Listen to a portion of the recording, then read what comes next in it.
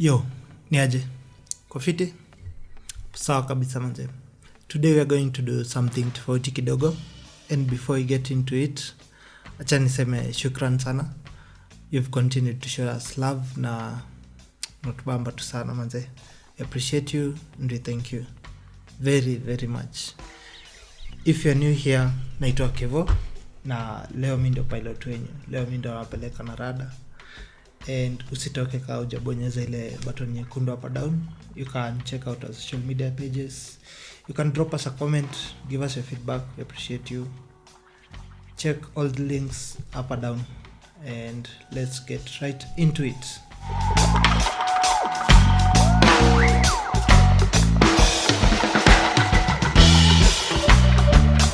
Today we are going to look at the top 5 things I wish I knew when I started out kama designer. Hizi ni zile vitu zenye kama ningedu hiyo time kan ningekuwa nazijua, I would be better positioned to start a career in graphic design. Hizi ni vitu common to someone mwenye amekaa kwa industry, but they might waste a lot of time for a beginner to get. They are not necessarily rules, but they are accepted guidelines that can help beginners improve their work faster kuliko vile unge improve bila kuzijua. Instead of learning them through experience, consider this a through pass ya kukusaidia kulearn faster na usimake mistakes zenye mimi personally nilimake. Of course, they are not all the mistakes I've ever made. I've made so many more mistakes, but these are some of the ones I consider most crucial mistakes I ever made, na the things I would have appreciated knowing before starting out. So we'll get right into the first one. Number 1, patience and consistency are key. Msaki start out, kuna so many frustrations. You're dealing with a software you don't know and understand, and you're dealing with a set of steps zenye bado hujaget. So this can be overwhelming for you, and watching hours of video of a stranger telling you how you should do a specific thing can also be overwhelming. For instance, when I started out, I used to spend nights at our student center back in campus downloading tutorial videos for graphic design. Juu manze mchana ilikuwa net slower kuliko 2G ya kabambe, so I had to spend nights out downloading tutorials, and then I would spend hours stuck on my laptop watching these tutorials, trying to get what people are doing. And it's understandable that this can be overwhelming, but without the patience to go through with it, wezi hata start. Like, you might give up at the initial stage, assuming you're self-taught, of course. Like, you have to watch a lot of tutorials, so you need to have the patience to pull it off and to go through with it, otherwise utalemewa manze. Once you start out creating, you need to be consistent. You need to keep putting out work, no matter how good or how bad you feel it is. This helps in 2 ways. Number 1, you improve your skills through practice, and number 2, you show your work to your potential clients. You show what you can do, and this is the best way of selling yourself as a designer, through work you've done. It might be a while before you start making money, so you need to be consistent in your work. You need to keep showing people what you can do. So we'll go on to the next one. Number 2, kiss me baby.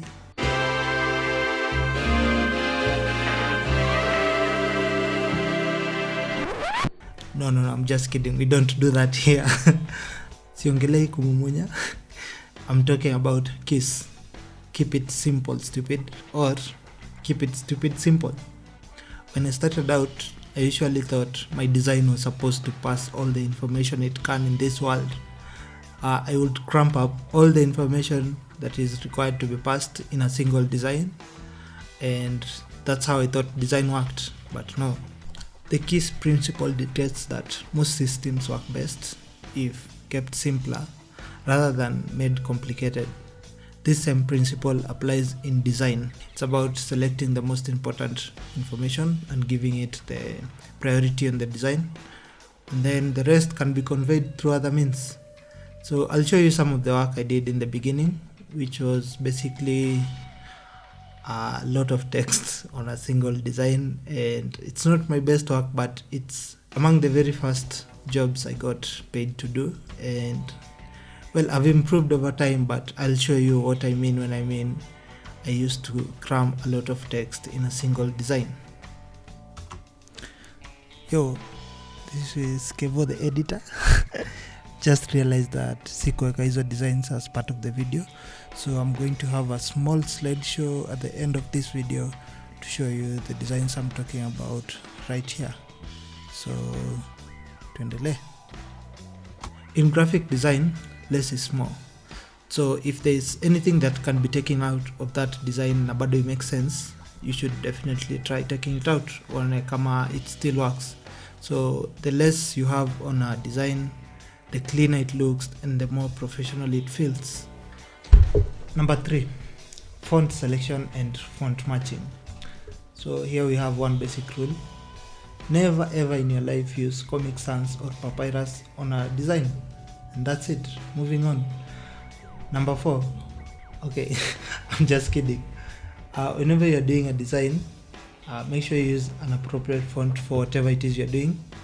For instance, you're doing a Valentine's poster, you should use a font in a feel like, you know, Celine Dion kind of thing, Titanic kind of thing, a romantic font, if you can use that word, like a script font or something, to flow smoothly to fit that theme. If you're doing, for example, a public announcement, you can't use font ulitumia kwa poster ya Valentine's. On this one, it will be inappropriate. It will not match the theme ama the message. So you should always choose a font in a match whatever message you're trying to pass. Another thing about fonts, whenever you're doing a design, try your best to keep it below 3 fonts. Like, you can use one font entirely, use different weights of the same font. You can use 2 fonts to complement each other, ama you can go ahead and try pulling off 3 fonts. But if you go beyond that, there's high chances that your work is going to look cluttered and it's going to be not pleasing to the eye. So one of the aims your design is to be aesthetically pleasing. It's hard to pull off a good design with more than 3 fonts on the same design. So always try to keep it below 3. But I was also serious about that Comic Sans thing. It's just don't use it. Number 4, and this is really, really important. Always sign a contract ama some sort of legal document before starting out on a project. So I'll use an example on this. When I started out, ile time nilikuwa sasa emerge. Nilikuwa designer ametokelezea pale nikiwa, I think I was in my 3rd year or something. There was this guy who opened a boutique around Dedan Kimathi where I was. Na hizo sides za Kibanda ya Mathe, watu wa Kimathi wanajua hizo area. So there was this guy who opened a boutique. He was selling clothes and shoes and all that. So since I was looking for clients at the time, I was like the emerging designer, I was contacted, kuna job hapa. So I was to design a banner and a poster, and I landed a very good deal. Kasema nataka 5k. At that time that was a lot of money, so I was excited and all that. I spent like 2-3 days on the project. On payday, nikapeleka designs, sent the final files, meenda pale boldly, nataka kupeleka Golden Date pale Nyeri town. So knowing that I'm loaded, kufika pale manze nilipewa sijui so 2 ama so 3 na kaniambia nifanye kile nataka, and well, being the timid guy I was, there was nothing I could do. So nikachukua so 2 yangu nikiwa nimejam mbaya sana, nikawa kwa mfuko, and I went.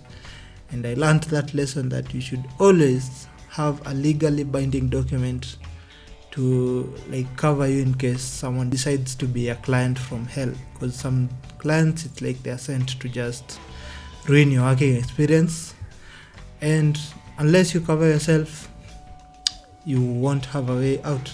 So most recently I've been reminded of this rule by some fast food restaurant whose name I'm not legally allowed to mention because I might be sued for millions, which I don't have, but I'll steer you towards a clue.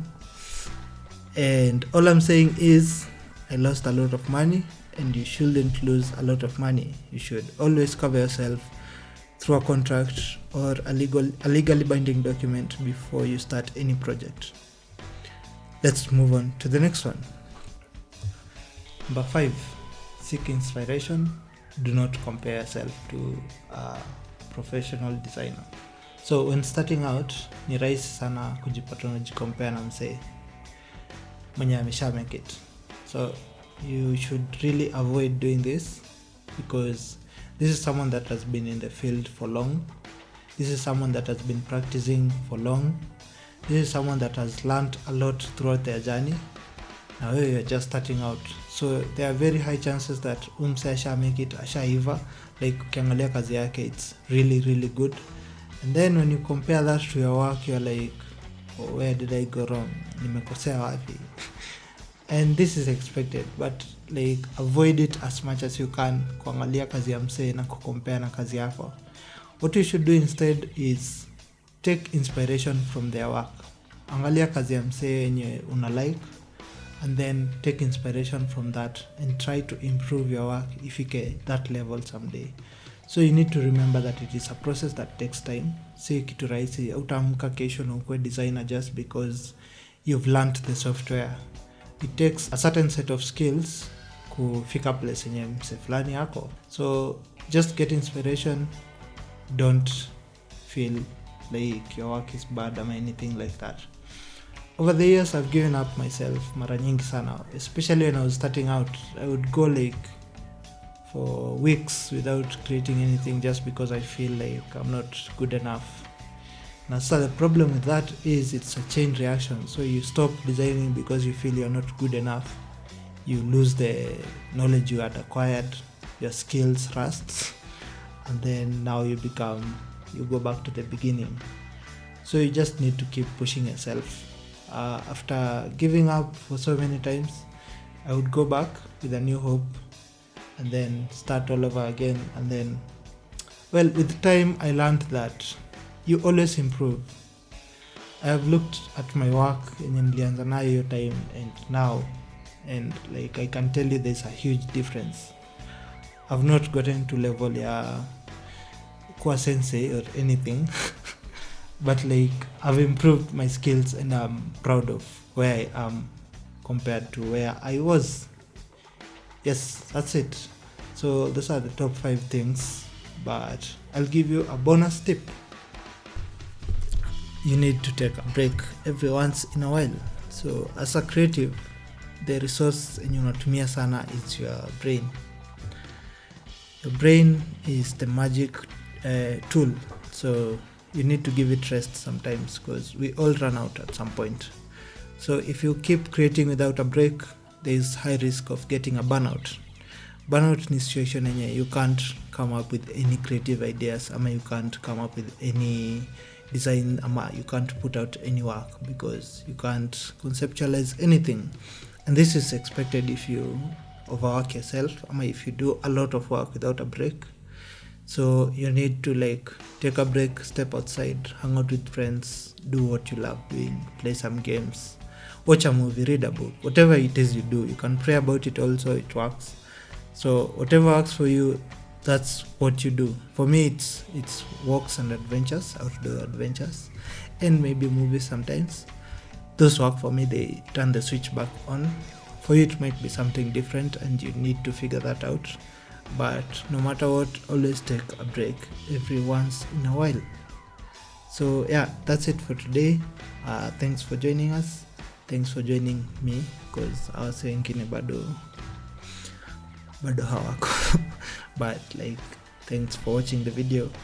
You can also tell us, kama designer, the things you've learned over the years, what you wish you knew. If you are beginning in this career, you can also tell me what you think hapo kwa comments. You can check out our social media pages. You can follow us on our socials. You can DM us what you think. Yeah, thanks man. So usisahau kubonyeza ile button ya red, and till next time, go have a nice day. Get it?